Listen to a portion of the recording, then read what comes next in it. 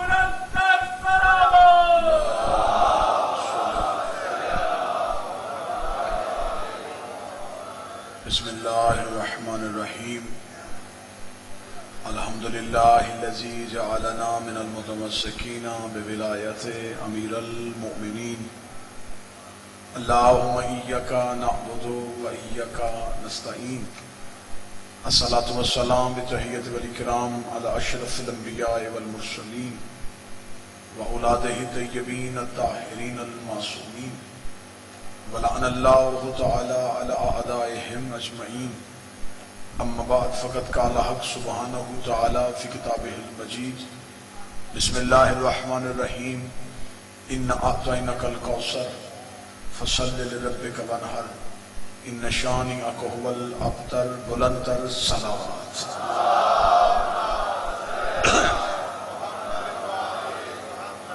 اس سے بلند اگر ممکن ہو تو بلند صلوات پڑھیں۔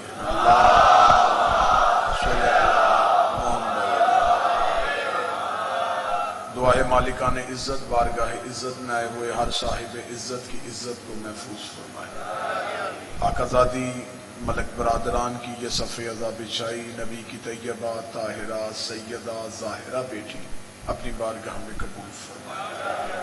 پوری رات جتنے بھی آپ عزادار مومنین و مومنات اس صف ازا پہ حاضر رہے، میرا مالک ہر ایک کو اس عبادت کا بہترین اجر عطا فرمائے۔ جن بھائیوں نے مجھے دعا کے لیے کہہ رکھا ہے، میرا مالک ان کی تمام دعائیں مستجاب فرمائے۔ اللہ جناب ملک محسن کو مکمل صحت کے ساتھ زندگی عطا فرمائے، آخری سانس تک عقیدہ ولایت پہ استقامت نصیب فرمائے، موت کی ہچکی ہو زباں پہ برد علی ولی اللہ جاری فرمائے، قبر کی پہلی رات ہو زیارت علی نصیب فرمائے، قیامت کی صبح ہو شفاعت حسین نصیب فرمائے، آقا کے ظہور میں تاجیل فرمائے، دعائیں قبولیت تک پہنچائیں، جتنی ممکن ہو سکے اتنی بلند صلوات پڑھیں۔ اللہ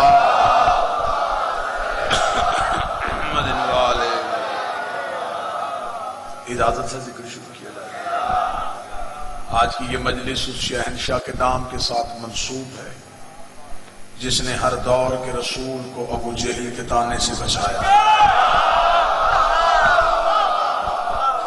آج کی مجلس اس شہنشاہ کے نام نامی اسم گرامی کے ساتھ منسوب ہے جو حسین کا بھی امام ہے۔ دوسرا تعارف خاموشی سے سنا، تیسرا تعارف اتنا بلند ہوگا کہ آپ کی آواز عرش تک پہنچے گی۔ آج کی مجلس اس شہنشاہ کے ساتھ منسوب ہے جس کے شاگرد کو زمانہ عباس کہتا ہے۔ غالب حسین آقا زادی کوئی غم عطا نہ فرمائے، شہزادی کونین ہمیشہ آباد و شاد فرمائے۔ جس کے شاگرد کو زمانہ عباس کہے، اس شہنشاہ کا نام حسن مجتبیٰ ہے۔ अल्लाहुम्मा सल्ली अला मोहम्मद व आले मोहम्मद। पूरी की पूरी मजलिस मुकम्मल गुफ्तगू सी शहनशाह की दहलीज पाक पे, इस्मत की दहलीज पे बाइज्जत सजदा। मक्के के लोगों ने नबी को ताना दिया, उन्होंने कहा तू दीन कहां से फैलाएगा, तेरी तो औलाद ही कोई नहीं, तेरी औलाद नरीना ही कोई नहीं, तेरा बेटा ही कोई नहीं। जितनी देर तू जिंदा है तब तक तेरे अल्लाह का नाम चलेगा, तो दुनिया से चला जाएगा तेरा मजहब मिट जाएगा, इसलिए कि तेरा बेटा कोई नहीं। मक्के के काफरों ने नबी को कहा कि तेरा वारिस कोई नहीं होना, इसलिए कि तेरा बेटा नहीं। मुझे खबर है कि रात आधी से ज्यादा ढल चुकी है, लेकिन मैं लाहौर के मजाज को समझता हूं। जुमला यहीं पे पहला आ गया और आपकी समातों से टकराने लगा है। उन्होंने कहा कि तेरा मजहब कैसे चलेगा, तेरा तो बेटा ही कोई नहीं, तेरा तो वारिस ही कोई नहीं। काफर थे लेकिन जानते थे कि वारिस हमेशा बेटा होता। मौला हुसैन उन्होंने कहा तेरा मजहब कहां से चलेगा, तेरा तो बेटा ही कोई नहीं है। इतना मक्के के काफरों कहना था, शुक्रिया, मक्के के काफरों का इतना कहना था। कायनात की कुल्ली रहमत सर झुका के नबी अपने घर वापस आए। अभी नबी अपनी मसरत पे बैठे नहीं थे कि नबी को अपने पांव पे किसी के जबरील के परों की सरसराहट महसूस हुई। नबी ने देखा तो कदमों में जबरील परों को जोड़ के कह रहा था तू ना घबरा, वो कहता है जवाब तू नहीं देगा, जवाब हम देंगे। मेरा मालिक क्या जवाब देगा? जबरील की आवाज वो कह रहा इन्ना आतैना कल कौसर। इन्होंने कहा है कि तेरी औलाद कोई नहीं, ये क्या कह रहे हैं कि तेरी औलाद कोई नहीं। हम तुझे कौसर अता करें, हम तुझे औलाद कसीर अता करें। सूरह कौसर की अमली तफसीर बन के जनाब हसन दुनिया में है। ये शहजादा अमन, ये शहजादा सब्ज़ कबाब, इस मेरे शहनशाह का तारीख में किरदार लिखा गया कि इस मेरे मौला ने सुलह की थी और आज तक हमें दुश्मन जीने नहीं देता कि हसन ने सुलह की थी। लिहाजा शियों को भी चाहिए कि उस बंदे के साथ नरम रवैया रखें, इसलिए कि हसन ने सुलह की थी। लफ्ज़ सुलह बताता है कि कभी जंग थी,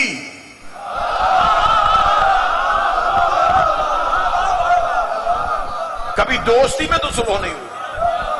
सुलह हमेशा दुश्मनी पे होती। सुलह हम बाद में देखेंगे, पहले तू इतना तो मान था दुश्मनी थी, तो इसी वजह से सुलह हुई। और जिसके दिल में लम्हे के लिए भी इनकी दुश्मनी आई हो, इसने मौला इमाम हसन अलैहिस्सलाम से, इमाम हसन ने सुलह की नहीं, इमाम हुसैन इमाम हसन से सुलह की गई। जैसे हुसैन ने जंग की नहीं, इमाम हुसैन से जंग की गई। मौला इमाम हसन अलैहिस्सलाम को खुद हाकम ने कागज और कलम भेजा कि शर्तें तू लिख, मान हम लेते। जब कागज कलम हसन के पास आई, हसन तो पहली जंग जीत गए। जो जाग रहा है उसका तो मैं जामा नहीं हूं। जो ही कागज कलम हसन के हाथ पे आया, हसन ने कागज कलम लेके नाना की कब्र की तरफ देखा, देख नाना तेरा बेटा जंग जीत गया है। ये वही नहीं जिनसे तूने मांगा था और इनकार हुआ था। तूने कहा था और आज देख कागज कलम मेरे दरवाजे पे आ गया। इमाम हसन अलैहिस्सलाम ने जो सुलह की पहली शर्त लिखी, लाहौर में मैं पहली शर्त पढ़ने लगा। ये शर्त नहीं थी, ये हसन के लड़ने का तरीका था। इमाम हसन ने तलवार नहीं उठाई, कलम के साथ जंग की। इतना गहरा जख्म दिया मलूकियत को कि आज तक मलूकियत हसन का दिया हुआ जख्म भर नहीं रही। क्या जख्म दिया? इमाम हसन ने पहली शर्त क्या लिखी? जो नौजवान बच्चे बैठे, इमाम हसन का पहली शर्त, आज के बाद हाकिम सुन्नत कुरान और सुन्नत पे अमल करेगा।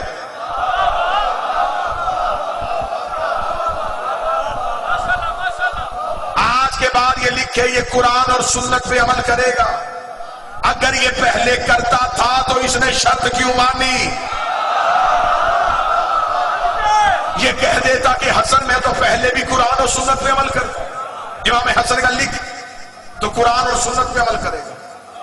करीब बैठा हुआ था इसका मशीर, اور مشیر بھی اس کے ایسے ہی ہوتے تھے کہ جنگ صفین میں اس نے اپنے خیمے میں بیٹھ کے عمر بن عاص سے شرط لگا لی تھی۔ یزید کے باپ نے کہا کہ زیادہ میں ذہین ہوں، عمر بن عاص نے کہا زیادہ ذہین میں ہوں۔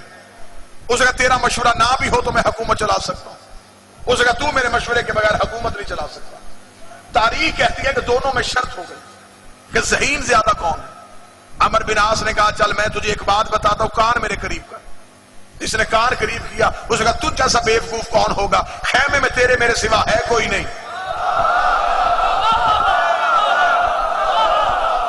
جہاں عقل کے فیصلے ایسے ہوتے ہوں وہاں حجت کا مقابلہ کیسے ہو سکتا؟ آج کے بعد تو قرآن اور سنت پہ عمل کرے۔ قریب بیٹھا ہوا تھا اس کا مشیر، اس نے یزید کے باپ سے کہا اس نے رک، میں نام نہیں لوں گا، میں صرف یزید کا باپ ہی کہوں گا۔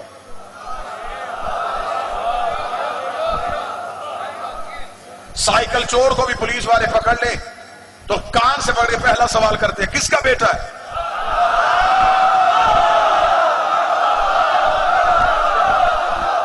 میرا خیال ہے کہ ان کے لیے سب سے بڑی موت ہی یہ ہے جب قیامت والے دن فرشتے کان سے پکڑے پوچھیں گے بتا کس کا بیٹا ہے؟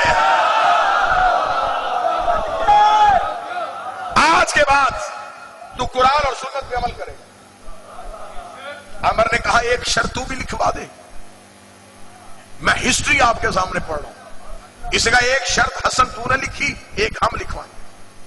امام حسن نے مسکرا کر لکھوا، اس کا لکھ شرط کہ صرف قرآن اور سنت پہ عمل نہیں ہوگا، سیرت شیخین پہ بھی عمل ہوگا۔ سیرت شیخین جو پہلی خلافتوں کا دور گزرا تھا ان پہ بھی عمل ہوگا۔ یہ شرط کہنی تھی، امام حسن کے چہرے پہ مسکراہٹ آئی۔ اس نے کہا حسن ہم نے تیری شرط مانی، تو ہماری شرط کیوں نہیں مان رہا؟ امام حسن نے کہا لکھ دوں؟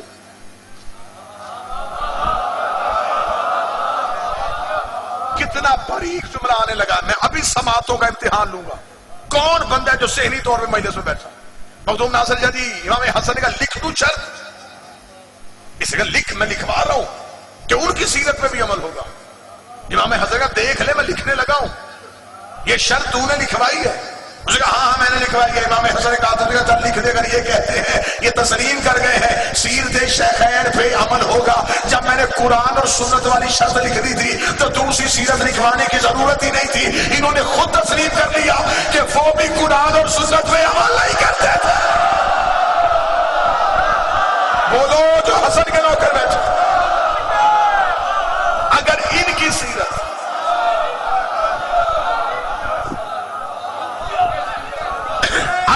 سیرت قرآن اور سنت کے مطابق تھی تو علیحدہ شرط لکھوانے کی ضرورت ہی نہیں تھی۔ حاکم کے چہرے پہ موت کا پسینہ آیا۔ امام حسن نے کہا میری باری ہے، اگلی شرط میں لکھواؤں گا۔ حسن نے کہا پھر اس شرط کے بعد میں کوئی شرط نہیں لکھواؤں گا۔ حاکم نے کہا لکھوا، آخری شرط کون سی لکھوانا چاہتا ہے؟ امام حسن کے چہرے پہ علی والا جلال آیا۔ پھر میں تیسری شرط لکھنے کا تخت تاج چاہیے نا، اٹھاؤ تخت اور تاج، آج کے بعد کوئی کتا منبر میں میرے باب علی کو نہیں پہنچے گا۔ اٹھاؤ لے جاؤ اپنی حکومت، آج کے بعد کوئی بھی میرے باب علی کو نہیں پہنچے۔ نماز جمعہ کے خطبوں میں میرے مالک علی کے خلاف بکواس کی جاتی تھی۔ پچھلے کئی سالوں سے مولوی سڑکوں پہ شور مچا رہے، ناموس صحابہ بل پاس ہونا چاہیے۔ میں انتظار کرتا ہوں یہ پیش کریں۔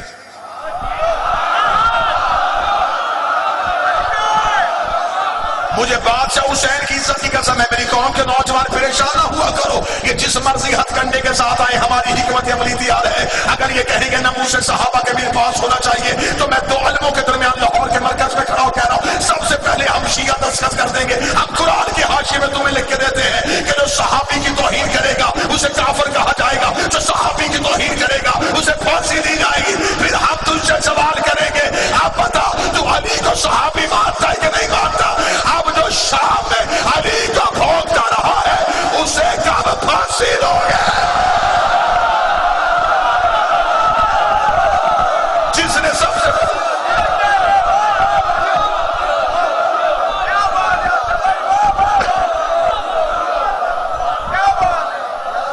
جس نے سب سے پہلے اٹھاؤ یہ تخت، یہ میرے باپ کی عزت کا صدقہ ہے.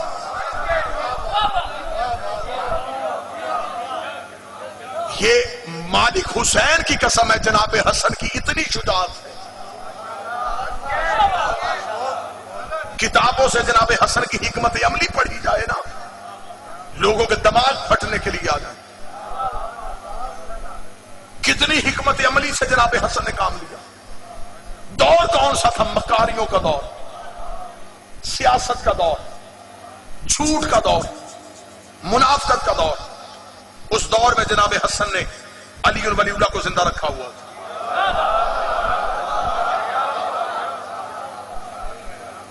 اس نے ایک دفعہ جناب حسن کو اپنے دربار میں بلایا. دربار میں بلا کے اس نے سارے اپنے حواریوں سے کہا آج بلاؤں گا میں حسن کو دعوت پہ، دعوت ہوگی کھانے کی، تم نے کرنی ہے ہمارے آباء و اجداد کی تعریف. 7 بندے بٹھائے اس نے دسترخوان پہ، نام مجھے یاد ہیں،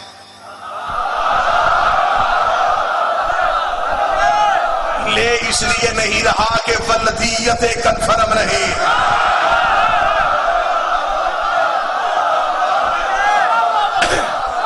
نام تاریخ میں لکھے. 7 بندے دسترخوان میں ملا کے جناب حسن کو بلا لیا. میرا کریم شہنشاہ دربار میں. اس سے پہلے قسمیں دلوائیں لوگوں سے، ایک بھی بندہ جناب حسن کی عزت کے لیے اٹھے گا نہیں. صرف میرے آباء و اجداد کی تعریف کرو گے، جتنا ہو سکے علی کی توہین کرنی، جتنا ہو سکے اہل بیت کی توہین کرنی. امام حسن کا پہلا قدم دربار میں آیا. ایک لمحے کے لیے اپنے آپ کو جگانا، میں تمہیں حسن سنوں.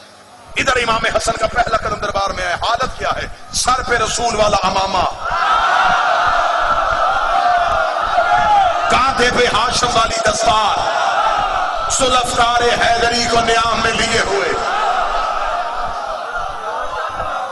عبد المطلب کی عبا پہنے ہوئے، انگشتری سلیمان کو ہاتھوں پہ لیے ہوئے.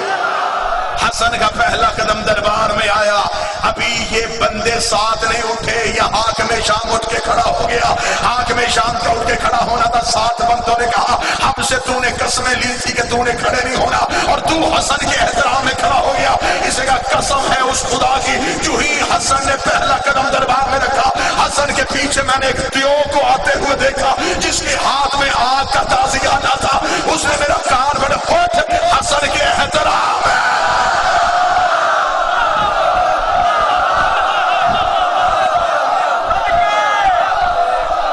حسن کیا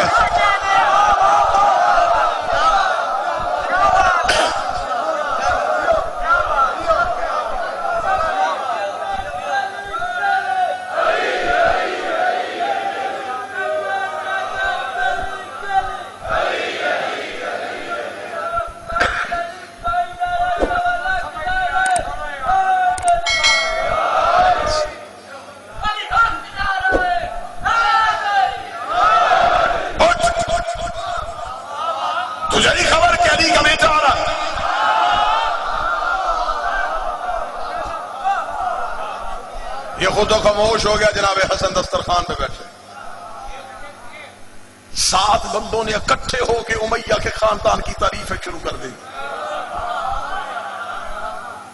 کہنے کا جو تخت پہ بیٹھا اس کے باپ کی یہ عزت تھی، یہ اتنی سلطنت کے مالک ہیں، یہ بڑے امیر قبیلوں کے لوگ ہیں، یہ تو یہ ہیں. جبکہ علی تو کہتے ہیں کہ علی تو کوفہ میں فقیروں کے پاس بیٹھ جاتا ہے، علی تو زمین پہ بیٹھ کے فیصلے کرتا ہے، علی تو گلیوں میں رہتا ہے، علی کی تو آبا پہ پابند لگے ہوئے ہیں. اتنے جملے بار بار توہین علی کے کہہ رہے تھے، اور ساتھ بیٹھے یزید کے باپ کی تعریف میں تعریف تعریف میں تعریف بول بات رہے تھے. 2 علموں کے درمیان کھڑا ہوں. جناب حسن کا خطبہ نہ ہو، پاکستان کا مرضی کا چوک منتخب کر، میں اپنی گردن کا لہو دیتا ہوں. میرے مالک حسن نے سر اٹھایا، سر اٹھا کے ہمارے سامنے اپنے خاندان کی تعریفیں کرنے والوں، میں اپنی ماں فاطمہ سے لے کے حوا تک اور اپنے باب علی سے لے کے آدم تک ایک ایک کا کردار تمہارے سامنے دربار میں پڑھتا ہو.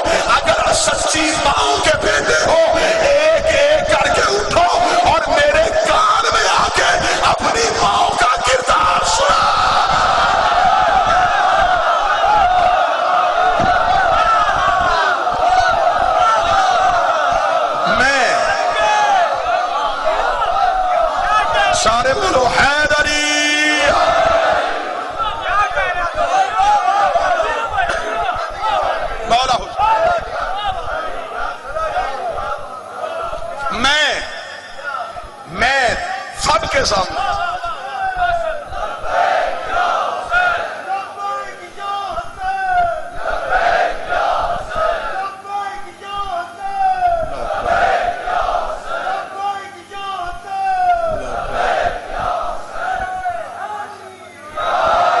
میں دربار میں اونچی آواز میں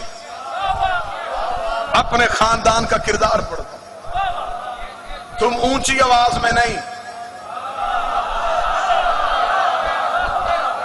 میرے کان میں آ کے اپنی ماں کا کردار سناؤ۔ بادشاہ حسین کی عزت کی قسم ہے، یہ جملے میرے نہیں، جملے میرے شہنشاہ شہزادہ یمن جناب حسن کے تھے۔ کتاب کہتی ہے ابھی جناب حسن یہ جملہ کہا تھا، میں پیچھے سے بدبخت اٹھا اور اس نے مولا امیر المومنین کو گالی دی۔ گالی دینے کا نام تھا حسن کا چہرہ اس کی طرف فرمایا تو نے میرے باپ کو گالی دی ہے، تیرا باپ وہی نہیں جو تجھ سے 2 سال چھوٹا ہے۔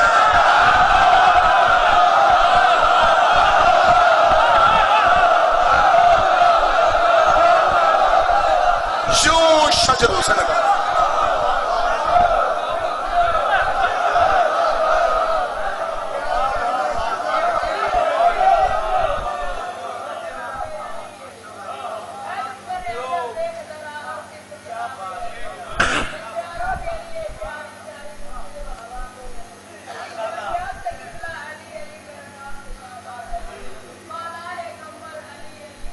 مولا بے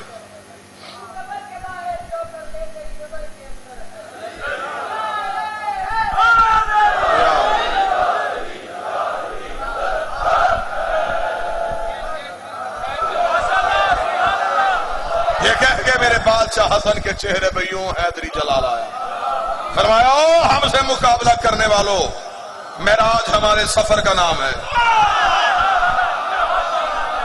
میں جناب حسن کا خطبہ پڑھ رہا ہوں، معراج ہمارے سفر کا نام ہے۔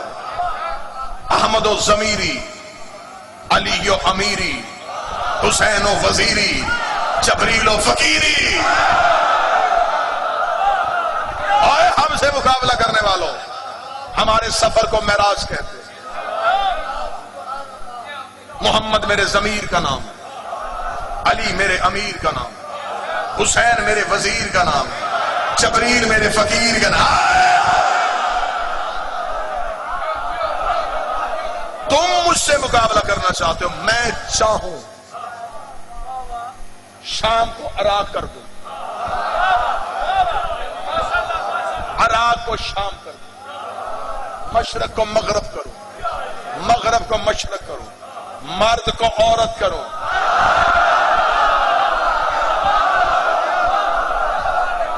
یہ ہے ولایت تکوینی، یہ ہے 14 کے پاس اختیار۔ ہم چاہیں تو مرد کو عورت کریں، ہم چاہیں تو عورت کو مرد کریں۔ ان کا چاہنا کیا ہے وہ بھی میں سمجھا دوں۔ بندے سمجھتے ہیں کہ شاید موجے والے کرتے نا، کہہ دیتے تھے تو اللہ کرم نوازی کر دیتا تھا۔ میں اسی بات سے امام حسن کا ایک چاہنا سناتا ہوں آپ کو، ورنہ تو جس حجت کا آپ نام لیں میں ان کا چاہنا سناؤں، کیونکہ آج مجلس منصور شہزادہ یمن سے ہے تو میں جناب بادشاہ حسن کا چاہنا سناؤں۔ میرے مولا امام حسن اپنے باغ میں کھڑے تھے، یہ قریب سے فقیر شام کا قافلہ گزرا، میں وہ زبان کاٹ کے کتوں کے آگے نہ پھینک دوں جو علی کے سوا کسی کو امیر ہے۔ امیر ایک ہی ہے کائنات میں، غازی کا بابا۔ یہ یوں باغ کے باہر سے گزرا، اس کے ساتھ اس کے پالتو ہواری تھے۔ انہوں نے اسے جا کے کہا، انہوں نے کہا وہ باغ کے اندر حسن کھڑا ہے، آ توہین کا پہلو ڈھونڈتے تھے نا، آؤ جناب حسن سے ساتھ جا وہ بات کریں۔ اس نے گھوڑے کو واپس کیا، جناب حسن کھڑے تھے، حسن کے قریب جا کے کہنا کہ حسن سے نواب علی سلونی کا دعویٰ کرتا تھا، تو بھی کرتا ہے؟ سطر سننا جناب حسن کی اور گھر تک نشہ رہے گا۔ جناب حسن نے سار اٹھا کر، تجھے نہیں پتا ہمارے چہرے بدلتے ہیں، دعوے نہیں بدلتے۔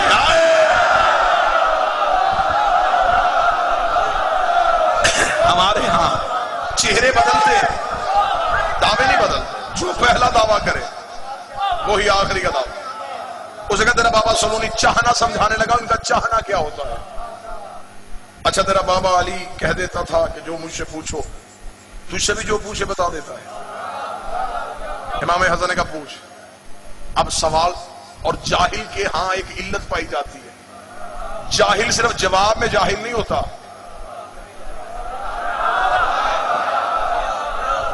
سوال میں بھی جاہل ہوتا ہے. بابا ناصر جی میرا اپنا ذاتی تجربہ ہے بھٹی صاحب, بڑے بڑے بندے جو ہیں نا سج دج کے آئیں گے, جی آپ کے مولوی صاحب آئے ہیں, ہم نے جی کچھ سوال کرنے, ہم بھی بڑے پریشان ہوتے ہیں کہ پتہ نہیں کون بھی آیا ہے سوال کرنے کے لیے. آگے سامنے بیٹھ کے جی وہ سوال یہ تھا, یہ گھوڑا کہاں لکھا ہے؟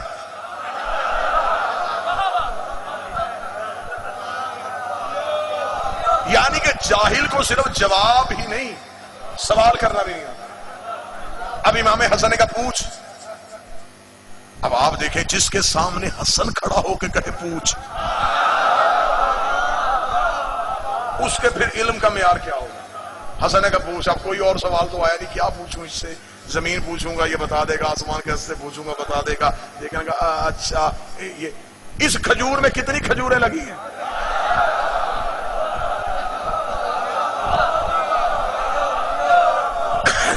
چاہنا سمجھانے لگا, اس کھجور میں کتنے کھجوریں لگے ہیں؟ امام حسن نے سر اٹھائے دے کے بغیر کا 3313. حسن کتنی؟ فرمایا 3313. رک رک رک رک, تو کیا سمجھتا ہے میں گنواؤں گا؟ نہیں. اسے سپاہیوں سے کہا اترو نیچے, کھجوریں ڈورو, ایک ایک دانہ گنو, آج میں دوں گا امامت کا امتحان. اس نے سر بھی نہیں اٹھایا, اس نے کھجور بھی نہیں دیکھی, اور آپ بہتر سمجھتے ہیں کہ کھجور کے نیچے کھڑے ہو کے کوئی کھجور کے پھل کا اندازہ نہیں لگا سکتا, کیونکہ اس کا پھل اس کے اندر ہی ہوتا ہے. اس نے دیکھے بغیر کہہ دیا 3313. سپاہی چڑھ کے کھجوریں ساری نیچے گرا دی, یہ قریب کھڑا ہے اور نگرانی کر رہا ہے. سپاہی گر رہے ہیں, کھجوریں کتنی ہیں, گنتے گنتے کھجوریں یہ قریب چکر لگا رہا ہے. امام حسن مطمئن کھڑے, نہیں میں جملہ بتا دیتا ہوں, خلافت چکر میں تھی, امامت مطمئن. بادشاہ چکر میں تھے, امامت مطمئن تھی. یہ کھجوریں گنواتا رہا گنواتا رہا گنواتا رہا, کھجوریں گنتے گنتے جب سپاہیوں نے کہا 3313 3313, اسے سمجھ ایک گھٹاؤ ایک بڑھاؤ, ایک گھٹاؤ ایک بڑھاؤ, ایک گھٹاؤ ایک بڑھاؤ. اسے کہا ہم گھٹاتے ہیں یہ گھٹتی نہیں, ہم بڑھاتے ہیں یہ بڑھتی نہیں. یہ اپنے گھوڑے کی زین میں بیٹھا, اس نے اپنے گھوڑے کو چلایا. امام حسن نے پیچھے آ کے کہا تو نے سوال کیا, میں نے جواب دیا, بتا کے دا تو جیتا کہ تو ہارا, تو جیتا کہ تو ہارا. یہ دیکھ کر کہا ہاشمی غیب جانتے ہیں, تیرا نانا بھی غیب جانتا تھا, تیرا بابا بھی غیب جانتا تھا. جناب حسن نے گریبان پر رکھ کر, میں نے غیب سے نہیں بتایا, میں نے کہا یہ ہو گئے.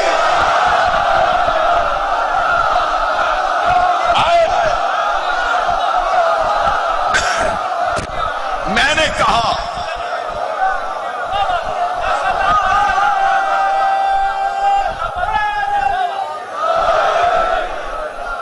ہم جو کہہ دیتے ہیں وہ ہو جاتا ہے. امام موسی کاظم کو بلایا تھا ہارون دربار میں, اسے دربار میں بلا کے کہا کہ تو میرے دروگا کی قید میں ہے, میرا دروگا دروازہ کھولے تو دروازے سے باہر آتا ہے, جب تک ہم تالا نہ کھولے تو اندر رہتا ہے. تو چار دیواری کے اندر رہ کے کائنات کا کنٹرول کیسے چلا رہا ہے, جبکہ تیرے تالے کی چابی تو میرے دروگا کی جیب میں ہے.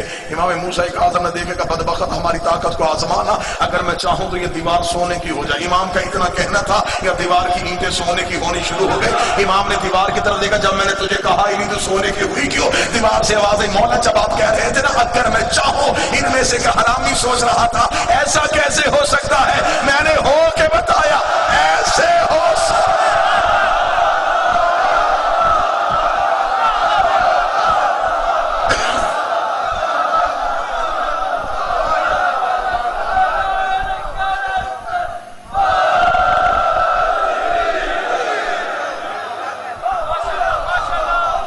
یہ جو چاہیں وہ کر دیں, ان کی چاہت کو کن کہتے ہیں, ان کے لہجے کو کن کہتے ہیں, یہ اختیارات کے مالک ہیں. بندے کہتے ہیں جی کتابوں میں لکھا ہے کہ جناب حسن نے ایک مرد کا عورت کیا تھا, ہم نے دیکھا تو نہیں. تو آج آزما, علی کا جتنا منکر ہوگا ان میں سے کوئی بھی مرد نہیں ہوگا.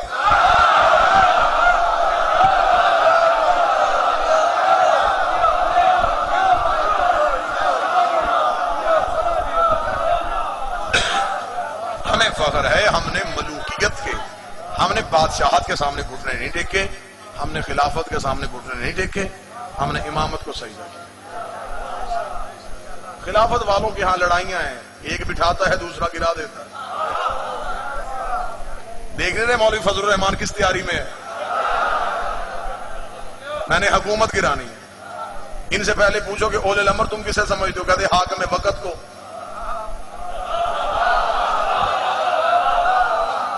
تو پھر تو کیسا اولے الامر کا ماننے والا ہے کہ تو اپنا ہی اولے الامر گرانے جا رہا ہے؟ حکومت والوں کے ہاں یہ جھگڑے ہیں آج عزت کل توہین. امامت والوں کے ہاں یہ جھگڑا نہیں. امامت بڑی پرسکون ہے. کسی امام کے جانے کے بعد اس کے 18 بھی بیٹے تھے. جھگڑا امامت پہ نہیں ہوا. امام نے آنکھیں بند کی 18 بیٹوں نے تلواریں نکالی کہ میں امام بنوں گا میں امام بنوں گا. میں نہیں، انہیں پتا تھا امام ہم نے نہیں بنانا، اللہ نے بنانا ہے. پھر مولوی کو شرف نہیں آتی جب امام کے بیٹے امام نہیں بنا سکتے تو غلام کے بیٹے امام کیسے بنا سکتے؟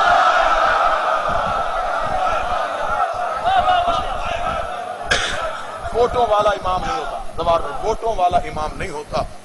دنیا سمجھ گئی ہوتی تو اس گھر کے جنازے گھروں سے واپس کرنا. سال کی محنت ہے. اللہ بھائی کی زندگی کرے، اللہ اس گلشن کو مہکتا رکھے. جناب ناصر بخاری، جناب برادر ملک زوار، جناب سید ذکی شاہ جی، یہ سارا گلشن ایسے ہی مہکتا رہے. جتنے بھی بیٹھے ہو بڑے خوش قسمت ہو. تم آئے ہو غریب کے جنازے پہ، اور آج جنازوں کے رنگ بھی دو ہوں گے. میں پڑھوں گا بادشاہ کی شہادت کے اختتام پہ ایک جنازہ آئے گا مستورات میں. وہ جنازہ وہ ہے جو بہنوں نے بھیجا تھا. آپ اس جنازے کی بھی زیارت کریں گے. پھر تھوڑی دیر کے بعد وہ جنازہ بھی آئے گا جو امت نے واپس بھیجا تھا. کوشش میں کرتا ہوں سبب مہیا ہوں، تیری آنکھ سے آنسو آئے، علی کی بیٹی راضی ہو. اللہ میرے بھائی کی پریشانی دور فرمائے. یہ جتنے بچوں نے دعا کے لیے کہا ہے، محمد کی بیٹی ان میں جس کی جو دعا ہے، جناب حسن کی کریمی کا واسطہ، وہ دعا قبول ہو جائے. جس نے آج حسن کے دسترخوان سے لنگر کیا، رزق لیا، میرا بادشاہ تمہارے رزق میں کمی نہ کرے. یہ اس کا دسترخوان ہے جس کی بہنیں بازار میں چادر مانگ رہی ہیں.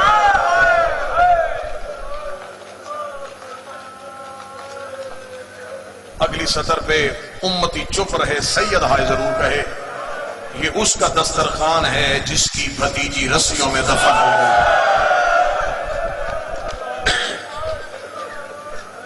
جس کو غسل کے لیے شام والوں نے پانی بھی نہ دیا. کائنات کا شریف ترین امام، کسی کو نہ کچھ کہنے والا، کسی سے نہ کچھ سننے والا.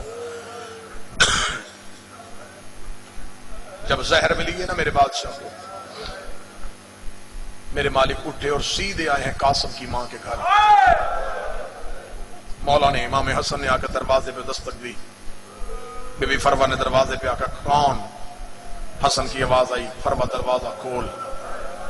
بی بی فروا نے دروازہ کھولا تو حالت کیا ہے؟ امامہ کھل کے گلے میں ہے، رنگت چہرے کی زرد ہو چکی ہے، ہاتھ میرے بادشاہ کا جگر پہ ہے، جسم میں میرے بادشاہ کے کفکفی تاری ہے.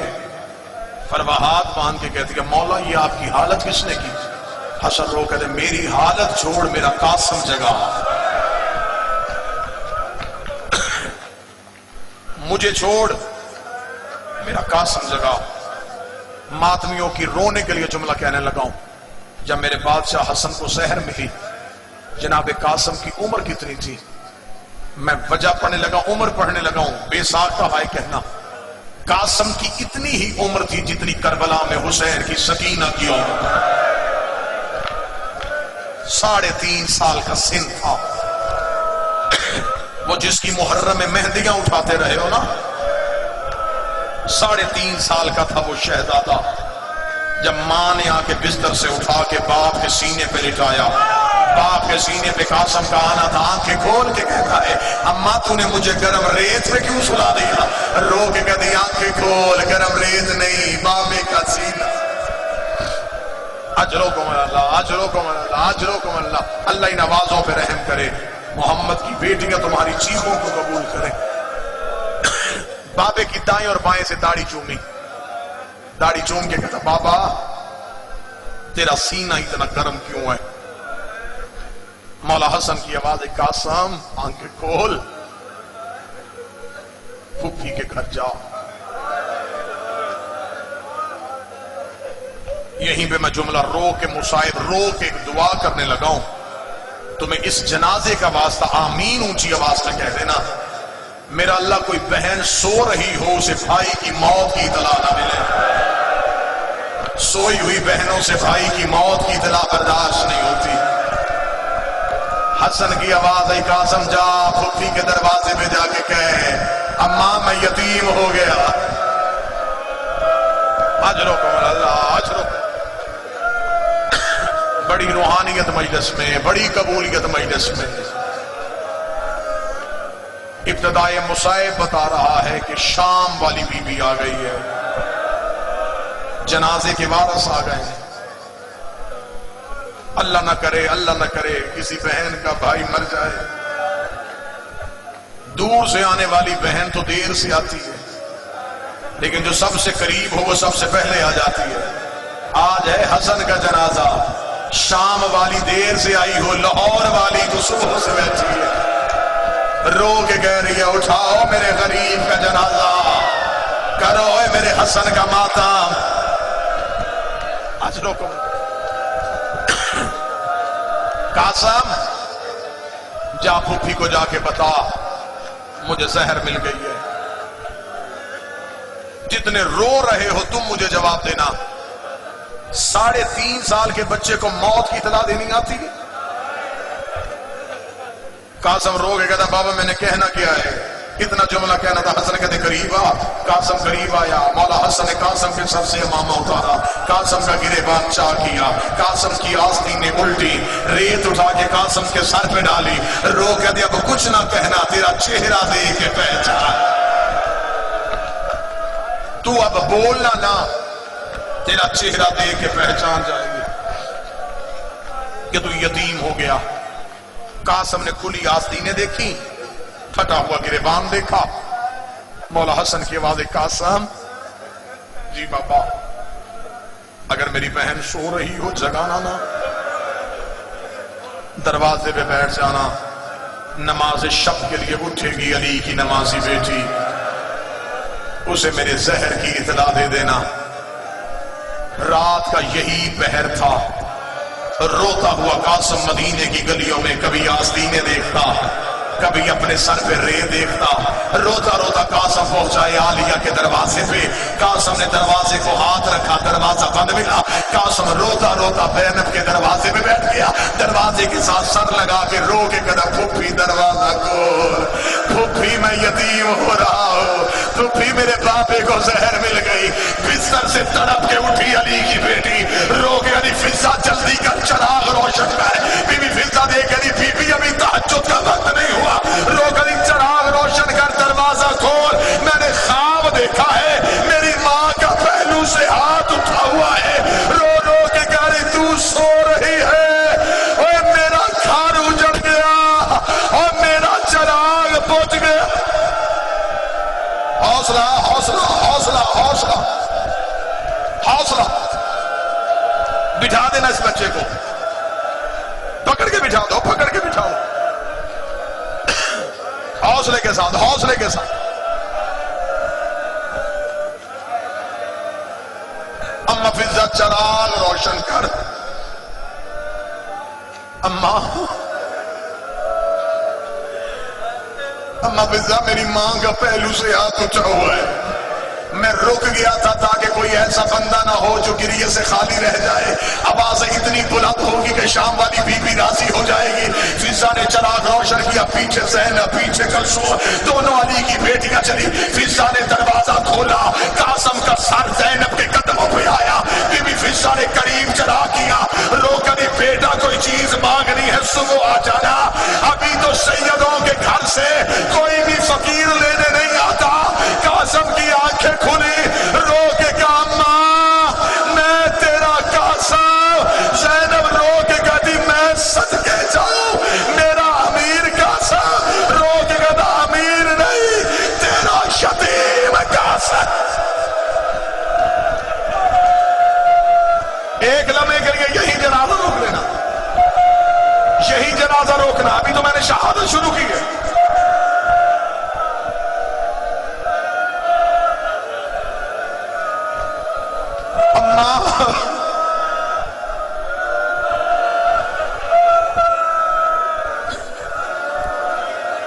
رکھ دیا ماتمیوں نے مستورات میں جنازہ. جتنی بیٹھی ہیں ہماری مائیں بیٹھی ہیں نا, ہماری بہنیں بیٹھی ہیں نا, سر پہ ان کے قرآن رکھ کے بتاؤ سیدوں نے جنازہ پھولوں کے ساتھ سجایا ہوا ہے. رکھ میرے سر پہ قرآن, زینب نے پھولوں کے ساتھ بھیجا تھا. جب جنازہ گھر واپس آیا زینب نے حسن کے جنازے سے تیر کھینچا, رو کے کہتی نانا تو کہتا تھا حسن میرا امیر بیٹا ہے, حسین میرا غریب بیٹا ہے, اپنے امیر کا جنازہ دے.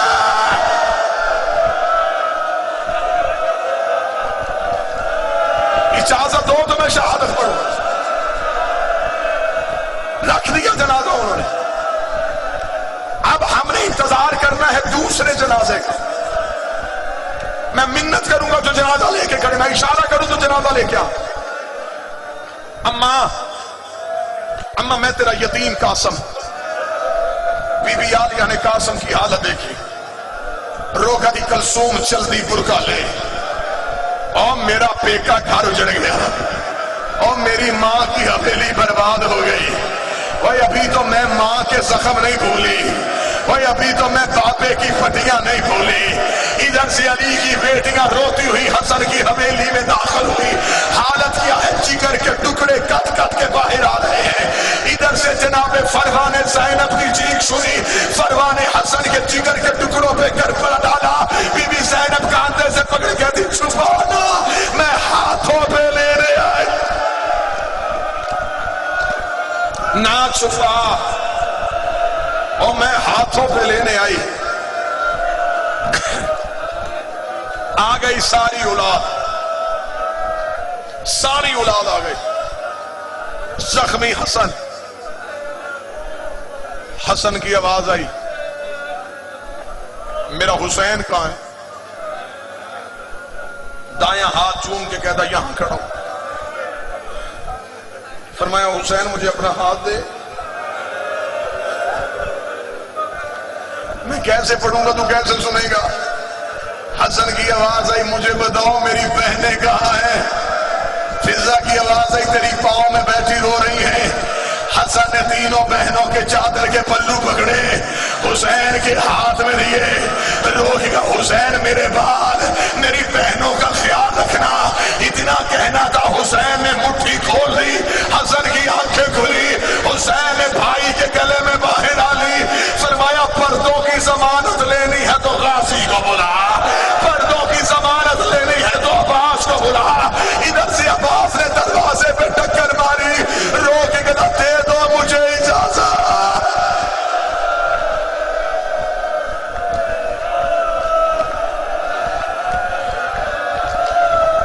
ختم کر دو. بھائیوں نے غسل دیا, بھائیوں نے کفن دیا. جتنے بیٹھے ہو ہر بندے نے ہر گھر میں موت دیکھی ہے. موت کا وقت بڑا مشکل ہوتا ہے. اگلا وقت کون سا مشکل ہوتا ہے؟ جب گھر سے کسی بھائی کا جنازہ اٹھانا ہو. میں نے اپنی آنکھوں سے منظر دیکھا ہے, بندے بار بار اندر جاتے ہیں واپس آ جاتے ہیں, رو کے کہتے ہم جنازہ اٹھانے جاتے, بہنیں اٹھانے نہیں دے رہی. بھائی کا جنازہ اٹھاتے, کبھی کوئی بہن آگے آ جاتی ہے, کبھی کوئی بہن آگے آ جاتی ہے. حسین حسن کا جنازہ اٹھانے گیا, کبھی زینب آ گئے, کبھی کلثوم آ گئے, رو کے کبھی نہ لے کے جا. اوے امت تیر لے کے کھڑی ہے, اوے میرا نفیس مزاج. بیٹھے رہنا, بیٹھے رہنا. بس اس جنازے کا دیدار کرو, زیارت کرو. اگلا جنازہ آئے گا اور یہیں پہ ماتم کی آواز آ جائے گی. مجھے ایک بار اس جنازے کا جانا سناؤ, پھر اس جنازے کا آنا سنو. ایک بار جس نے جنازہ دیکھ لیا, اب تمہیں اسی جنازے کی قسم میری طرف دیکھنا. بھائیوں نے جنازہ اٹھایا, جنازہ مدینے کے بازار میں آیا. بابا ناظر یادی میں مر نہ جاؤں اگر میں جملہ چھپاؤں. چند پہ غیرتوں نے حسین کے سامنے کھڑے ہو کے کہا کس کا جنازہ ہے؟ حسین رو کے کہا میرے بھائی کو زہر مل گئی ہے. کہاں لے کے جا رہا ہے؟ فرمایا پہلو محمد میں دفنانے جا رہا ہو. یہ بغیرت کہہ کے مار کے کہتے ہیں محمد کی قبر تم سیدوں کی جگیر نہیں ہے. جنازہ ایک قدم آگے بڑھا, ہم جنازے کو زخمی کر دیں گے. حسین نے نظریں اٹھا کے دیکھا, ایک